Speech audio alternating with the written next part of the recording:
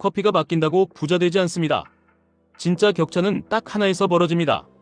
월급이 들어오자마자 자산을 먼저 사는 사람, 그리고 남는 돈으로 생활을 맞추는 사람, 반대로 생활을 먼저 키워버리고 남는 돈으로 저축을 시도하는 사람. 이 차이가 3년, 5년 지나면 계좌에서 폭발합니다. 그래서 오늘은 QLD TQQQ를 단순 종목이 아니라 내 돈이 돈을 낳게 만드는 자산 엔진으로 쓰는 관점으로 가난해지기 싫다면 반드시 알아야 하는 돈의 원리를 정리해드리겠습니다. 사람들이 절약을 시작하는 이유는 뻔합니다. 불안하니까요. 근데 불안해서 시작한 절약이 어느 순간부터는 내 소득을 키우는 행동을 막아버립니다. 내가 돈을 아끼는 게 아니라 내 시간이랑 가능성을 깎아먹는 절약이 되는 겁니다. 월 4만원 아끼는 커피 절약으로 인생이 바뀌는 경우는 거의 없습니다. 인생을 바꾸는 건 월 4만원이 아니라 내 돈의 방향입니다. 소비로 증발시키느냐, 자산으로 남기느냐, 시간으로 바꾸느냐. 이 세 가지를 구분 못하면 열심히 사는데도 계속 제자리입니다. 부자들이 돈을 쓸 때 겉으로 보면 이해가 안 될 때가 많습니다. 그림에 몇 억을 쓰고 뭔가를 수억 단위로 사는데 정작 생활비는 쪼개고 사소한 가격 차이에도 비교를 합니다. 모순 같죠? 근데 원리는 단순합니다. 자산으로 다가오는 소비에는 크게 쓰고 순수 소비에는 냉정하게 잽니다. 여기서 중요한 건 똑같은 소비라도 어떤 사람에겐 자산이고 어떤 사람에겐 낭비라는 점입니다.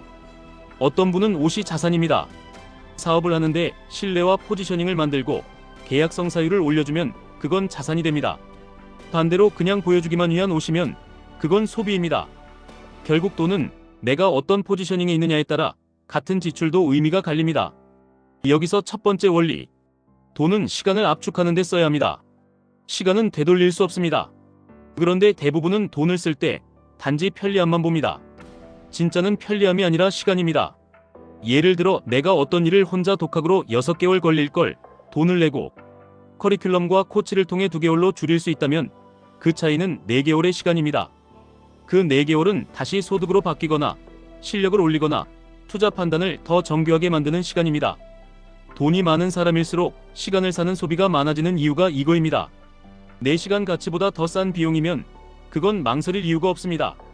반대로 내 시간 가치보다 비싼데도 계속 내가 직접 하고 있으면 그건 절약이 아니라 손해일 수 있습니다. 두 번째 원리. 소득이 낮을수록 저축 강박보다 소득을 키우는 투자가 먼저입니다. 이 말이 오해되기 쉬운데 펑펑 쓰라는 말이 아닙니다. 유흥비나 보여주기 소비를 늘리라는 말이 아니라 내 하드웨어를 업그레이드하라는 말입니다. 자격증, 기술, 학습 환경, 강제성, 멘토링, 업무 역량, 건강, 이런 것들이 결국 소득을 바꿉니다. 소득이 충분히 올라오기 전에는 티끌 모아 태산이 생각보다 잘 안됩니다. 그 현실을 인정하는 순간 전략이 바뀝니다. 내가 아낄 것을 찾는 사람이 아니라 내가 벌 수 있는 구조를 만드는 사람이 됩니다. 세 번째 원리. 돈은 방향이 전부입니다. 소비로 날리면 끝이고 재투자로 돌리면 커집니다.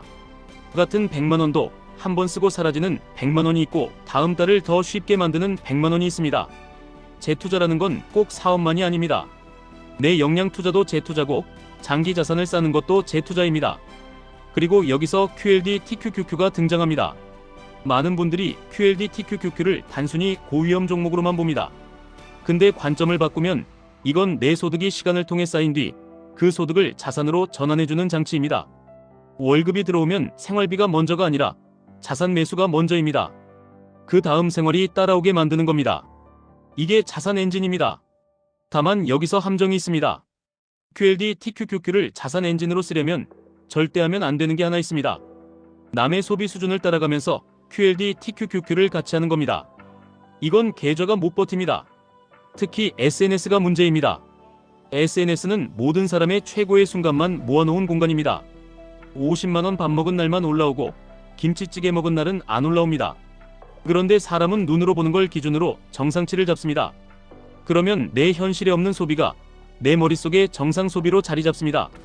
그 순간부터 월급은 얇아지고 투자금은 줄고 레버리지의 변동성을 버틸 힘도 사라집니다. 그래서 자산 엔진을 쓰는 사람은 소비 엔진을 꺼야 합니다. 특히 보여주기 소비, 허세 소비, 기대치를 높이는 소비는 독입니다. 여기서 아주 현실적인 기준을 하나 드리겠습니다. 나는 이걸 왜 사는가? 이게 나에게 자산으로 남는가? 시간을 벌어주는가? 소득을 키우는가?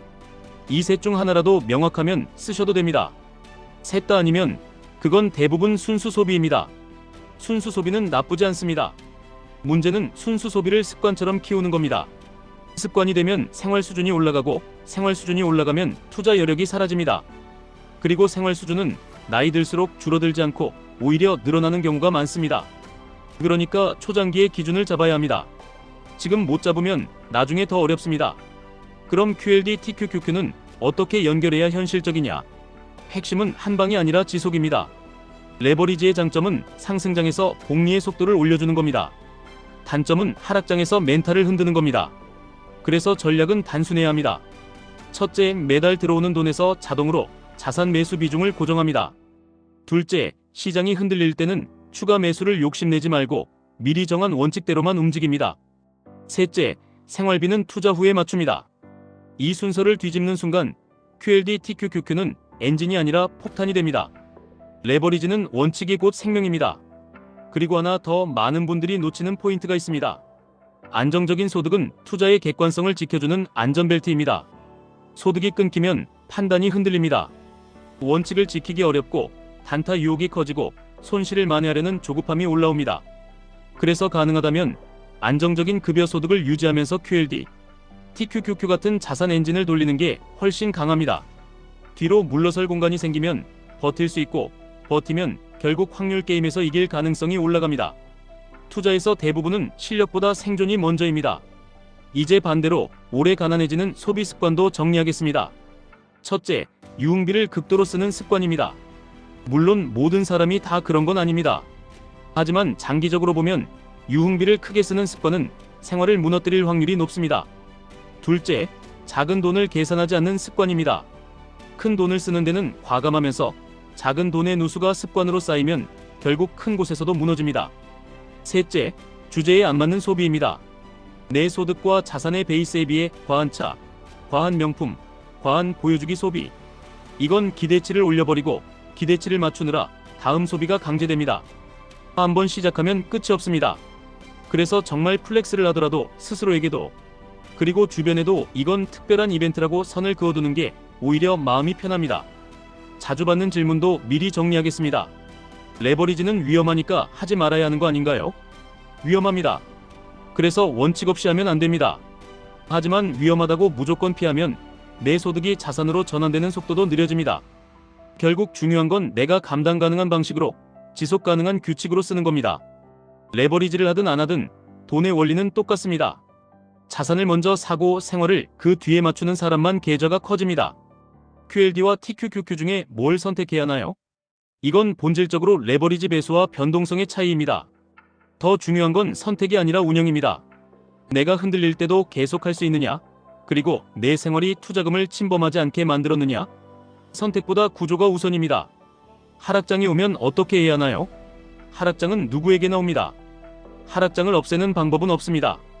대신 하락장에서 내가 무너지는 구조를 없애야 합니다. 그래서 소비를 줄이는 게 아니라 소비의 방향을 바꿔야 합니다. 보여주기 소비를 끊고 시간을 사는 소비와 역량을 올리는 소비에 집중하고 투자금은 규칙대로만 들어가게 만드는 겁니다. 그렇게 하면 하락장은 공포가 아니라 규칙대로 할 수 있는 구간이 됩니다. 나는 소득이 낮은데 QLD, TQQQ를 해도 되나요? 가능은 합니다. 다만 소득이 낮을수록 먼저 해야 할 건 소득을 올리는 투자입니다. 그리고 그 다음에 자산 엔진을 켜야 합니다. 소득이 낮은 상태에서 무리하게 레버리지를 키우면 변동성보다 생활이 먼저 무너집니다. 생활이 무너지면 투자도 끝납니다. 그래서 순서가 중요합니다. 소득 구조를 올릴 방법을 만들고 그 다음 자동화된 방식으로 자산을 사는 겁니다. 정리하겠습니다. 가난해지기 싫다면 절약을 미신처럼 믿지 마셔야 합니다. 돈을 쓸 때는 자산이 되는가, 시간을 벌어주는가, 소득을 키우는가를 보셔야 합니다. 그리고 월급의 방향을 먼저 자산으로 고정하셔야 합니다. 그 과정에서 QLD, TQQQ는 단기 수익을 노리는 도박이 아니라 원칙으로 굴리는 자산 엔진이 될 수 있습니다. 결국 돈은 내가 벌어서 쓰는 게 아니라 내가 벌어서 키우는 겁니다. 지금까지 1분 투자 하이젠버그였습니다.